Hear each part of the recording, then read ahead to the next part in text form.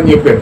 అంటే అపోస్తుల బోధన కలిగిన వారు ఖచ్చితంగా ప్రభువుని యేసుక్రీస్తు బాప్తిజం పొందుకుంటారు, ప్రభు రాత్రి భోజనం చేస్తారు, ఒకరి పాదాలు ఒకరు కడుక్కొని నిజంగా పాద పరిచర్య చేస్తారు. ఖచ్చితంగా ఇక్కడ పరిశుద్ధాత్మ బాప్తిజం వారి మీద ఉంటుంది. హల్లెలూయా.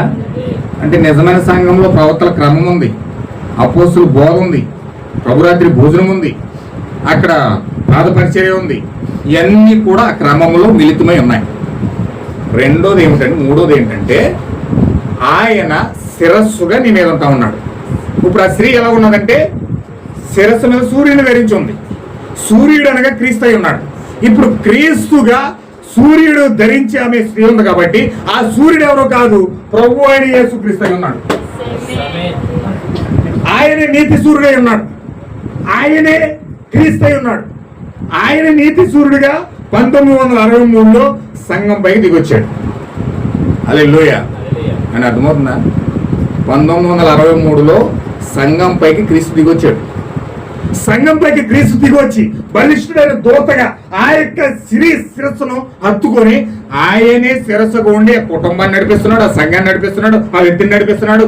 ఆయనే అన్ని విధాల గొప్ప ఆలోచనకర్తగా నడిపిస్తున్నాడు. అంటే తలరాయి యొక్క ప్రత్యక్షత ఆమెకు ఉంటుంది. సంఘానికి, నిజమైన సంఘానికి తలరాయి ప్రత్యక్షత ఉంటుంది, అపోస్తుల బోధ యొక్క ప్రత్యక్షత ఉంటుంది, ప్రవక్తల యొక్క ప్రత్యక్షత ఉంటుంది. ఈ మూడు కలిగి ఉన్న సంఘము ఆ సంఘమే ప్రెగ్నెంట్ అవుతుంది. ఏమన్నా వింటున్నారా? నేను వచ్చిన అసలైన సబ్జెక్టులోకి.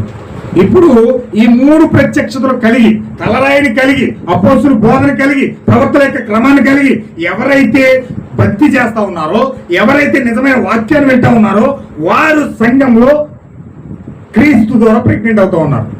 ప్రెగ్నెంట్ ఎలాగవుతారు? స్త్రీ పురుషుల కలయిక ద్వారా అవుతారు, భార్యాభర్తల కలయిక ద్వారా అవుతారు. అంటే ఈ యొక్క స్త్రీ సంఘము క్రీస్తుతో ఐక్యమైనప్పుడు, భర్త అయిన క్రీస్తుతో ఐక్యమైనప్పుడు ఆయనలో ఉన్న బ్లడ్, ఆయనలో ఉన్న రక్తం, ఆ కణం ఎప్పుడైతే వచ్చి ఆ సంఘంలోకి వచ్చిందో, ఏమన్నా వింటున్నారా?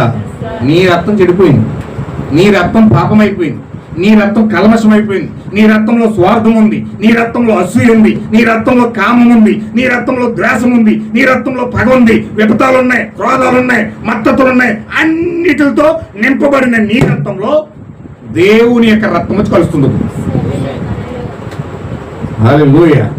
నువ్వు ఎలా ప్రెగ్నెంట్ అవుతున్నావు అంటే దేవుని యొక్క బీజ కణం, ఆ రక్తం ఎప్పుడైతే నీ జీవితంలోకి వస్తా ఉందో ఆ రక్తం ద్వారా నువ్వు ప్రెగ్నెంట్ అవుతున్నావో ఇప్పుడు నీ జీవితంలో